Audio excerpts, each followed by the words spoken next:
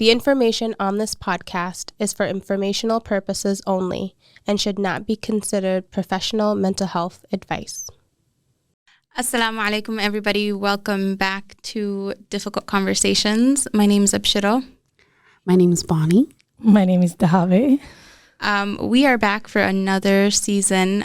We are kicking off season 3, and we decided just to take this time to kind of, look back on 2023, kind of go through what we've learned, some major events that have happened, and what we each took away from it, and, what we hope to gain or what we hope to achieve in 2023. 2024, yeah. I feel like I'm going to keep saying 2023 for the next 2 months. And writing it too. Yeah. So one of the major things that have happened this year, and yesterday I was just going through and, looking at some major events. So one of the things is like, for example, in May, King Charles was coronated. I don't know if you guys remember that. Mm-hmm. She's like, I don't care. I don't remember. She's like, I don't care. Did you guys also know that affirmative action ended in June of last year? Yep. The whole Ocean Gate Titanic thing where it blew up. That happened. Oh, yes. Okay. And then in October, we have the Israel and Hamas war, where Hamas attacked Israel. And then we're still 90 days in of everything that's happened, and over 22,000 now Palestinians have died. And 57,000 or more have been injured. And then there's also other conflicts in Congo and Sudan, and just a lot of heavy things and wars and atrocities that are going on around the world. So what are we feeling about that? And I guess what has it taught you throughout all of it? You want to go first, Bonni? Sure. I'm still thinking on my own. It's interesting that we're talking about this, because I actually just had to write down like a note to myself, and I kind of just posted it on my social media about how I've put humanity on a pedestal for a very long time. Like when I was in middle school and high school and elementary school, even, we learned about the Holocaust, and we kind of just said, I thought, I can't hear myself. I can hear you. Okay, cool. I thought that we had evolved past a lot of like the things our ancestors as humanity's ancestors have done. And then since October 7th, I think what it's taught me is that we really have not. We're as dark and as barbaric as we've ever been. And I know that's a kind of heavy thing to say, and then also I think we're more and more getting desensitized to violence. Being able to see a child, in pain, hurt, dead, blown up to bits, and then scrolling past and then moving on to the rest of my day, my life, and going back and hugging my child like it's no big deal. It's making me realize, like, I am getting every day more and more desensitized to, like... I feel like, too, like, for me personally, like, I feel like I'll have moments where, like, I'll go through Instagram and just see everything out in the open. And I have a couple Palestinians that I follow that are on the ground, for example, like Basan and Saleh and stuff like that. And for me, I think it has allowed me to get more in tune with my faith. And it really like softens your heart too. And it makes you question where like their resilience and their faith and where all that is coming from. And I think we've all seen on TikTok and Instagram where people are saying, okay, what is this? Where is the faith coming from? Where is the resilience? And it has allowed a lot of people to kind of research actually Islam and be like, okay, what are these people believing in? That in the face of all of this that's going on, they're able to say, you know what, I don't care what you have. I don't care the tanks that you have. I don't care the military power or the support that you have. I am still, going to resist and stand in front of you. And I think that I was listening to a lecture yesterday by Omar Suleiman, and he was saying, like, a lot of people have, not people who are going through this situation in Gaza, but people that are, like, witnessing this and, like, all the stuff and all the tragedies that are going on. And they're saying, okay, where is Allah in all of this? And he made a really good point that they're not...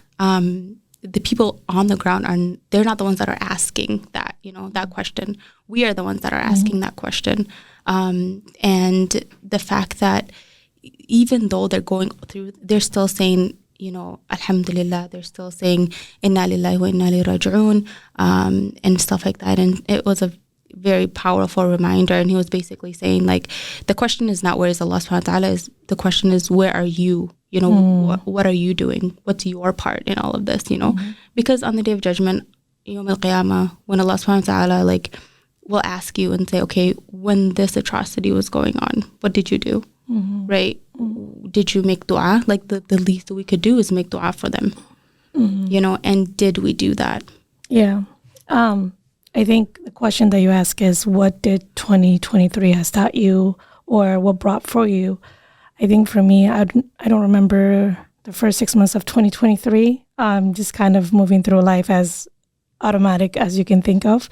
I think the last 6 months has been really difficult in general, just the way the world is currently functioning as well. And just working in the field of mental health, you kind of get exposed to a lot of stuff and you notice more things.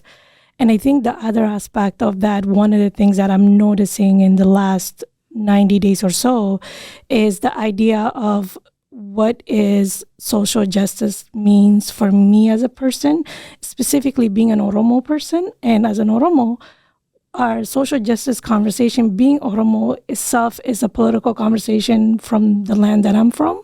And so for me, it's kind of tapping into that. It's like, for being an Oromo person, this is in my blood to talk about justice and pain, difficulty, because my people also go through similar of genocide that has not been even talked about it in the way that is other genocides is talked about.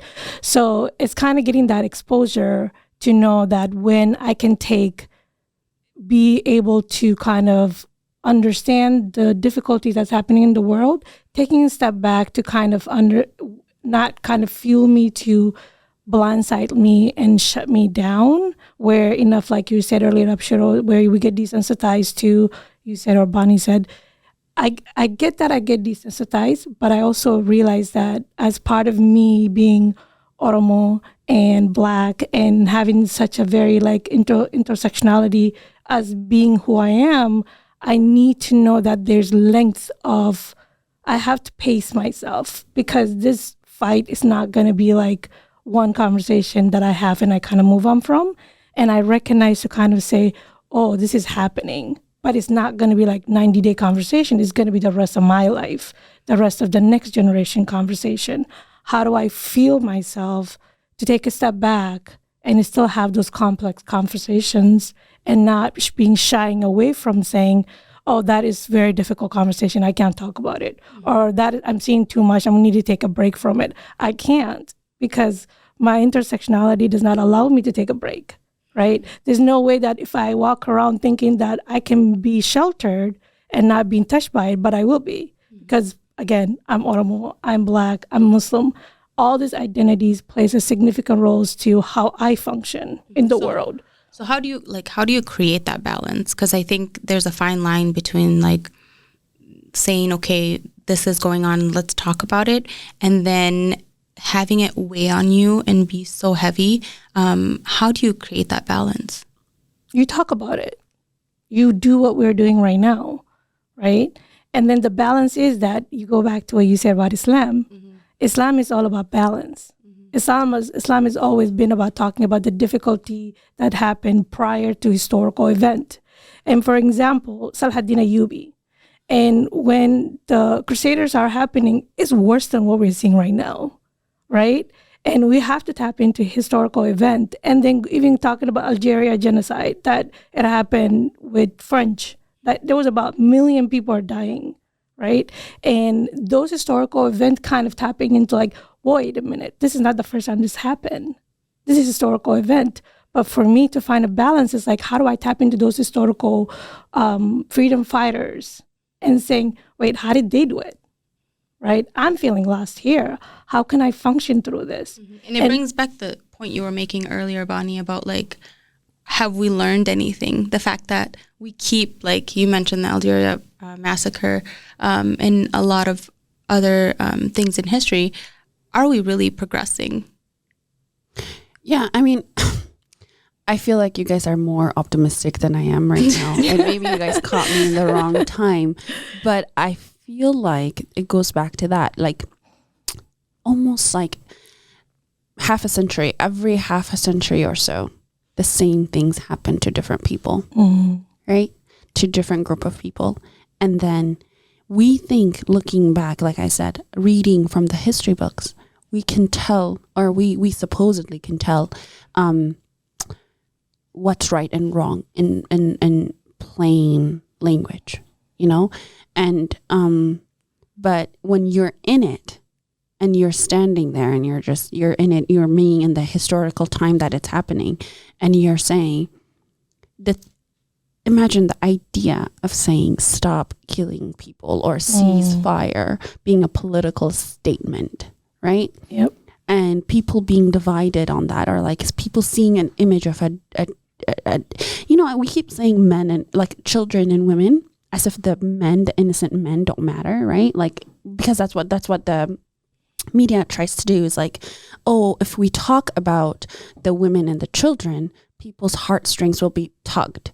But so let's just ignore the innocent men that are dying too. Like, but we see these innocent men. Because I mean, by default, we've already kind of villainized them, the men. Yeah. So we see these men that are stripped naked and that are blindfolded and that are tied behind their hand, and they're being tortured live. And then there are people with guns on TikTok singing songs and kicking them and beating them, right? So brave of those people, by the way.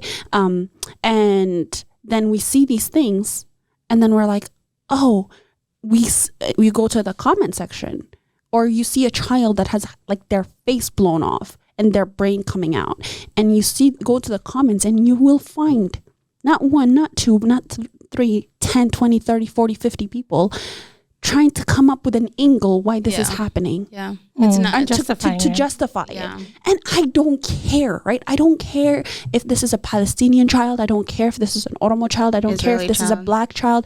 I don't care if this is an Israeli child, a Parisian child. It doesn't matter. It's a human being. Yeah.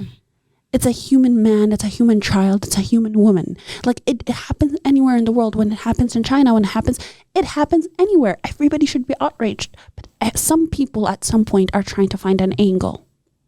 And it kills me. Like, I'm like, where did we get here? But then 50 years from now, when we write it down in the history books, and then we read it, and then our grandchildren are going to be like, wow, this was a tragedy. How did people let it happen? They read that, and then they do the same thing all over again. We're doing the same thing all over again. And it's just like, where did the history books go? What you're saying is that we don't learn from history. We don't learn from history. And we act like, and I'm sorry, to go back to your question about where do you find that balance, it's like, for me, it's not right now, it's not even about finding balance.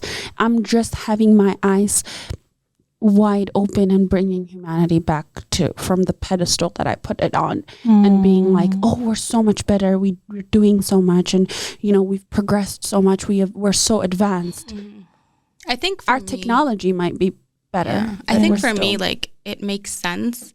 And the way, like, I try to make meaning and make sense of it is like, there is a life after this, right? That there's an akhirah, that there's a day of judgment, and stuff like that. And so it's almost like a, you know, when you, I don't know, in Oromo it's called gingilcha, you know, like when you put stuff in, what is that called in English? It's like this, I don't know. When you separate the seas, rocks, you separate like the rocks from the pebbles. I don't know what it's called. Like, sifter. Yeah. So for me, it's like when these things happen, it's almost as like a sifting process. You know, like for us, even for example, in the Quran, Allah Subhanahu wa Taala says, "Do you think that you're gonna get Jannah easily? You know, you think that you're gonna, without going through tests and trials and tribulations and all that stuff, it's not an easy thing to say, Ya Allah, give me Jannah, you know? And so that's what I personally find comfort in. And, you know, even though all these people are, you know, dying and going through all of these atrocities, at the end of the day, there is an akhirah. There is going to be justice, and there's going to be a reckoning, you know, and so that's what I find solace in. Yeah, I think when Bonni said that I'm going to try to not put the humanity in the pedestal was never supposed to be there, right? And I think the fact that, Abshiro, what you're saying is related to the fact, like, when Allah says, Inna ma'al usra yusra, right? Even that statement, it's like we forget that, like, ease comes with the usra. Like, it's like a sandwich. Without the challenge, the ease doesn't come. Yeah.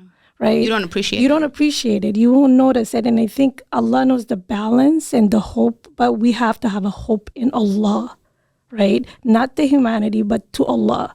And to say that He has a plan. He's like, one of His name is Al-Hakim, right? And if you can go back and understand what Al-Hakim is, the wiser, the one with the wisdom, He created all of this, and sometimes going into tap into that is that gingilcha, that's where you're looking for. Like, it's inside that, all that things that we're trying to sift through it. And it's like, oh, that's where the hope that I'm looking for. Yeah. And not from the humanity, it's more like from your children, from your friends, from your neighbors, from the people that you have emotional connection to. The hope is through them and the way that they kind of try to kind of bring you back from this very cynical state that we're put ourselves into, saying, hey, it's not that dark. I'm going to try to bring you back in this space where we have to kind of feel it. And sometimes we don't have a feel for ourselves. We have to kind of lean on to one another, saying, I know you don't have the hope today, but I'll carry it for you. Here's some of the hope that you may need it for next week. Yeah. And so that you can kind of get a little bit of perspective. Yeah. And sometimes we have to zoom out, right? Because we're so zoomed into the difficulty and the tragedies of this incident that's happening simultaneously. It's like, how do I zoom out a little bit? How do I get clarity? Because right now, everything feels foggy. And I think also one of the things outside of hope and outside of all of these things is that action. Like, I am realizing that one, and I feel like I am the like, there's the, you know, positive hope and like all these things, and then there's like this we don't we have to bring that in sometime, but in song. But I feel like, I don't mean to be like the doomsday person, but like the systems that, you know, of the world, realizing that like they're not perfect, not even close, right?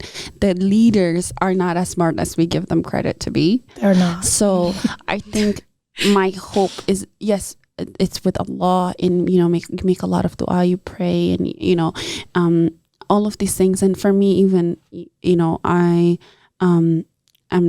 started taking Islamic study classes because I wanted to learn a little bit more. I kind of just wanted to dive a little bit more into the deen, because I needed some space where I feel certainty, right?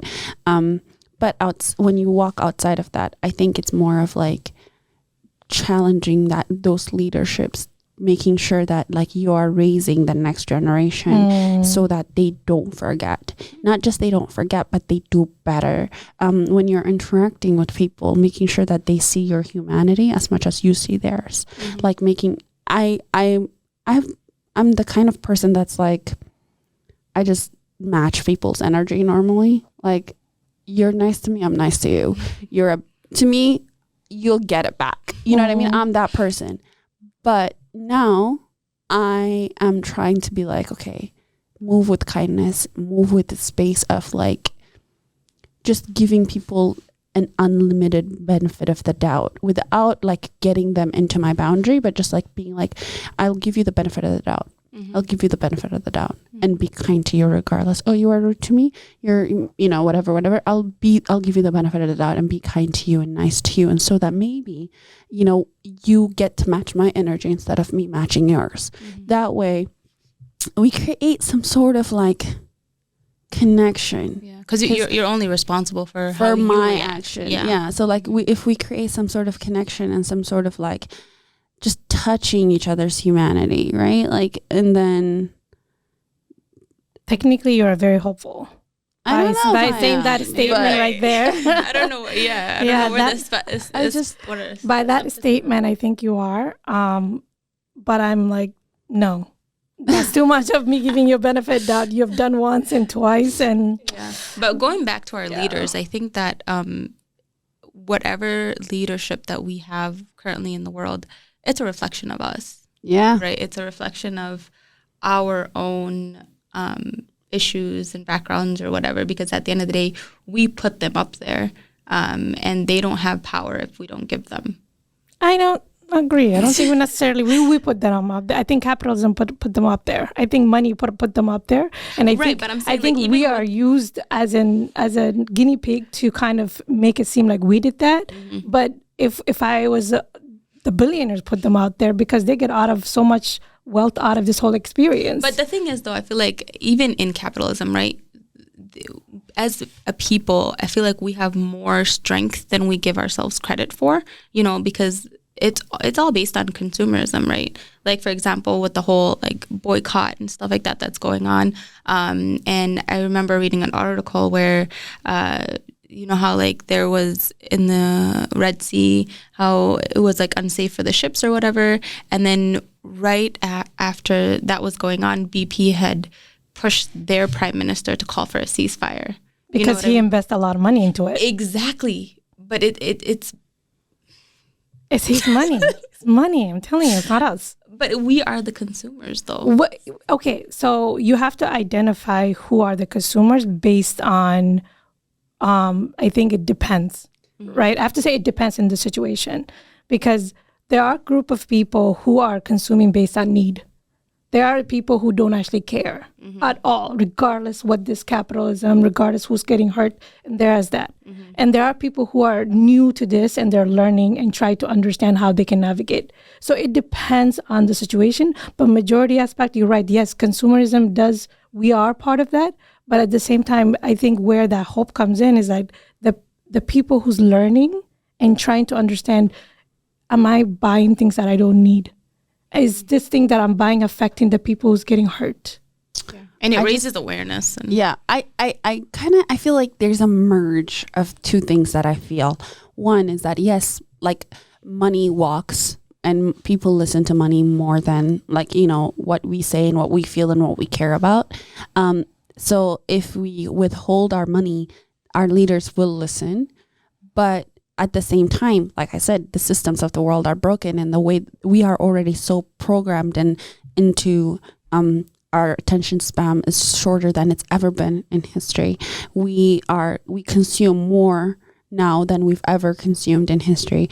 Then at the same time, there's a deficit of like resources, right? So people sometimes they don't have the choice. Like, for example, people that are in state-funded programs, there's a limit to what they can buy and what they can use. So they don't have the choice but to buy whatever they're given to buy. So those things might not be things that they want to support. They don't have the luxury. They don't have the luxury to not support. In addition, if you guys noticed, there has been laws that have been getting implemented state after state after state, where it is now getting to be illegal to boycott certain certain companies, to boycott certain items coming from certain countries. And I don't know how that's not an infringement on the First Amendment, but at the same time, laws are being passed to infringe on people's inability to boycott or to not boycott. Literally, people are getting their grants withdrawn. People are getting fired from jobs. People are like losing their scholarships. People are losing, getting expelled or suspended from schools. So there money talks, but then how much are you willing to, like, it's okay to not go to Starbucks. That will hurt. Yeah. But then the big moves that you want to make, you can't make because there are laws that are shackling you. Yeah. But even how the much? logs, But though. how much are you ready to get comfortable with discomfort? Right. Yeah. That's the thing. That's what you're asking right there, Bonni. That's a level. Yeah. How much are you willing to get uncomfortable? Can you imagine in the civil rights era when people are like, nah, I'm not gonna take the buses. I don't have a car, but I'll walk the 20 mile. Right. Like, that is the commitment that you Sacrifice, need. But we don't have that commitment because for months, for years now, our attention span has been like shortened by TikTok, Instagram, and all of these things. And we've been so like programmed into being so vain, right? Like, and like wanting and being so independent thinkers and like individual thinkers and very like self-centered, me, I, selfie. And then So then what's the solution? Like, what do you guys think are some ways that I guess will help, even if it's 1%? One, get out of this polarized mind state. Like, it's not everything is a political statement. Yeah, not everything is a political statement. Not everything is like a political issue. Some things you can cross the boundary, you can cross the border and like have the same, have a conversation on outside of the political spectrum that you are in. So like, don't let your political stance stand in like the bigger picture, bigger conflicts that are going on. Two, I feel like no movement is too little, no little boycott is too little because it will add up. Three, read. Like there's this girl on TikTok. It's so funny. Not on TikTok. I'm not on TikTok. She's on TikTok, but I follow her on Instagram. That she posts articles every day for people to read, and every day she reposts the same thing, and she's like, only 2 people read the whole article. And there's a saying that if you want to hide something from people, put it in a book. So read, like read about from people that you don't agree with, read from people that you agree with, read from people, things that you don't know about. So that way you're not easily manipulated. Yeah. I think for me, I would say find a way to foster community, and talk about difficult stuff. And not being shying away from the conversation, that even if it makes you uncomfortable, I think it's okay to kind of step back and say, why does this make me feel uncomfortable? Why am I kind of avoiding the conversation? And I think at the end of the day, we are meant to be in collective environment. We are built that way as a human being. And if we want to kind of dismantle this system that has conditioned us to a certain way, is for us to kind of create in a community that we can kind of foster those challenges, foster those difficulties that we're having, and not trying to kind of get comfortable with this level of life that we're leading, kind of maintaining, like what I just said earlier at the beginning, is like, I don't remember the first 6 months of 2023. It's because, case in point, I was just moving like a robot, like not even taking a step back and try to reflect if anything's are happening, or getting back in like activism, for example, like creating communities. And there's a lot in Minneapolis specifically for us. It's like we are so comfortable just sitting and doing the mundane things that we forget to like go to protest, go to volunteer, or other social justice of communities. I think those are the things that, plus what Bonni said, would kind of help us to get out of this like way of where we are, and even challenge the aspect, the humanities pedestal that we have put it on, and to say, well, according to this community that I've made sure that's part of that. I think the conversation piece is like really, really important. And like you said, Bonni, kind of, stretching your hand across the aisle and just having conversations that are uncomfortable. For one, it does expand your horizons, and then the other person too does expand their horizons. So to wrap up, I would just like to kind of go through what you guys' hopes are for 2024. What is one thing that you would like to achieve? Like me, I'm kind of late on my whole 2024 planning. So I got this, I don't know if you guys have seen this like big, huge calendar. It's probably been on your feed. I think it's by like Jesse Seltzer or something like that. But it's like 365 days all laid out on one big thing. And so like you see your whole year plastered. That was scary. Can you send it to me? I want will. it. I will. Mine, I ordered it and it's coming. But his big thing is that like try to do like little things like every 2 months or so. Like try to do like a mini vacation or like a mini like disrupt your routine so it kind of gets your mindset out of like the mundane that you were talking about.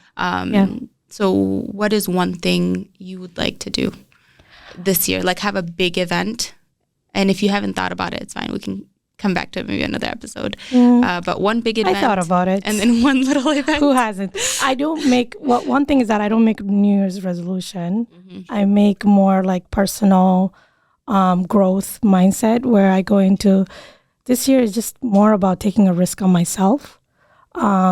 Just taking a risk on, and the things that I've kind of afraid to do so. Give me one event, one thing. I want to do a solo traveling. Okay. I do. And I think that's the biggest one. Do you have where? I do, but I don't want to say it. Okay. And I want to do a solo traveling regardless what happened. And I think I want to get out of that mindset of, I think if once I break that mold of doing that one thing, I think that would be the key to for a lot of the things that I want to do this year. Okay. Bonni? This year, I am trying to so I have my year divided up into mind, body, spirit, and so wait, sorry, what did I say? Mind, so body, spirit, and I don't know, I forgot what the fourth Physical. one is. Physical. Okay. So I want to be able to social, sorry. I want to be able to take care of those things, and I have plans to be able to take care of those things and to advance on those things and to be better in 2024 than I have been in 2023 and the years before. So like spirit-wise, like I said, I want to be able to get reconnected with my faith by taking like Islamic study classes and like reading the Quran more and like having that programmed into my schedule, into my day-to-day life. Going to the gym, like a resolution, another year, another plan. And like, and doing other things, doing social things, being more active and like being, having more relationships. I've been very, I know this might sound like a whatever, but I've been an introvert for almost 5 years now. Like, we're rubbing off on you. I literally have. I think we're very selective. Yeah. And her introvertedness. Yeah. I mean, I'm not introverted when it comes to the people that I already have in my circle. It's just when it comes to outside of my ambivert. I'm an ambivert. So, but that leans a little bit towards being an introvert, and I'm trying to get a little bit more out of my comfort zone and meet new people and create new social circles and like, blah, blah, blah, blah. So I've kind of divided my year up into focusing on these four spaces. Give me one event. One thing. It could be a big event. It could be like a small I'm planning on graduating again this year. And then I'm supposed to...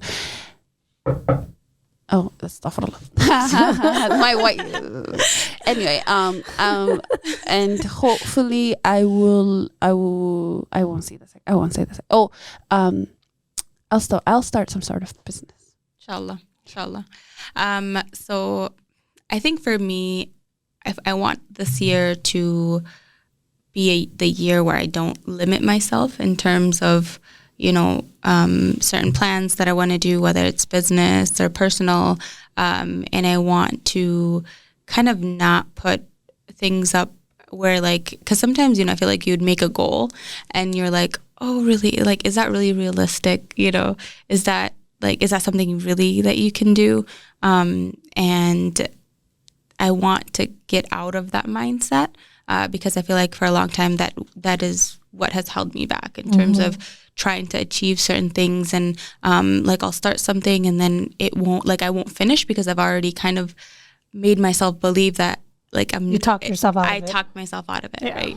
So that's one of my biggest things. And inshallah, I hope to make a lot of changes in terms of family, business, and stuff like that, and kind of just going on my own. One big event that I want to do this year is I want to either go to Ethiopia, like on a family visit in maybe August, and also I want to do Umrah in December, maybe. Inshallah. That's going to be amazing. Yeah. Both are big milestones. Big milestones, but I feel like it's either one or the other. So I need to, once my calendar comes in, I'll update you guys. Okay. Wait, like December 2024? Yeah. Or August 2024. Why did I just ask that? We're in January. Yeah. So yeah. That's amazing. Well, thank you for sharing, ladies. That's like incredible ways to hopefully, maybe we can do a recap at the end of the year. Yeah. And see what happened. Yeah. And I love that we are all very ambitious people. Yeah. Individually and very passionate about our goals. So hopefully that sustains for the rest of it. So if you decide to go to Umrah, I might come with you. Yeah. Put it on your calendar.